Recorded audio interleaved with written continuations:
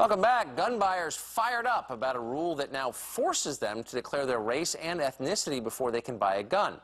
Questions popped up on this ATF forum in 2012. What is really going on here? Well, Emily Miller, the investigative reporter for Fox 5 in D.C. and author of Emily Gets Her Gun, joins us to explain. Emily, welcome. Glad to have you on this morning. Now, these questions have been on the forums for an awful long time. And I remember answering these 20 years ago when I bought a shotgun.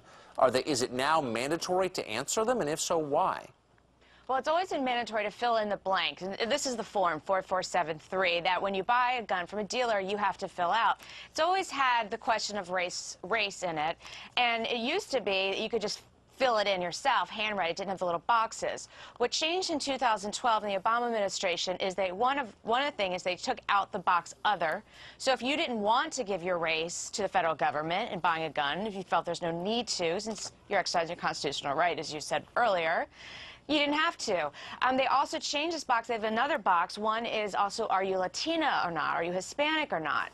And those are two separate boxes. And so what happened is, very quietly, this happened. And now what the gun dealers have to do is they have to make sure that you fill out all those blanks. Now, of course, a lot of gun owners, I'm a one, you're one, feel that, why does the government need to know my race or ethnicity to buy a gun?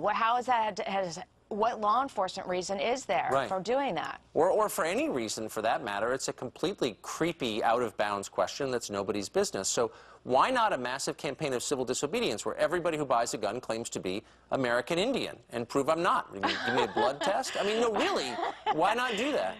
Well, because it's a federal crime. I mean, one thing we don't want people doing. Are they going to give you a blood test? Like, has anybody challenged the notion that it's government's business what race you are? Isn't the lesson of the 1940s that we're against racial classification? No? Okay, well, Tucker, I don't have enough money to bail you out of federal prison when you go lie on this form and say you're American Indian. I'm like, because the one thing if you lie on this form, that's the only thing, and that's actually one of the bigger issues here is this is the background check that the Obama administration wants so badly to have every gun go through because they say that will somehow prevent gun crime. Well, obviously the criminals aren't filling out forms before they buy their gun, but lying on the form is the crime. That's what you're doing is it's perjury, but the Obama administration isn't pursuing them. In fact, they only prosecute about 60 people a year for lying on these forms. So I don't want you to lie on the form because you will get caught. But people do, I'm sure people do lie, but those are the criminals, and so you do have to say the truth.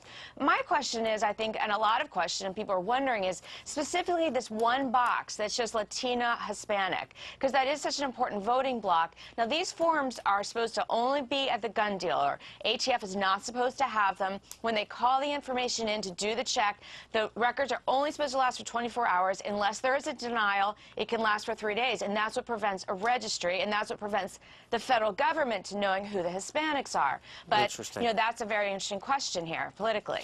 Interesting. I wish the same scrutiny had been applied to the junior senator from Massachusetts on the American Indian question. Thanks so much, Wish he had bought Emily. a gun, right? Yes, exactly. Thanks for joining us. Appreciate it. Thanks for having me.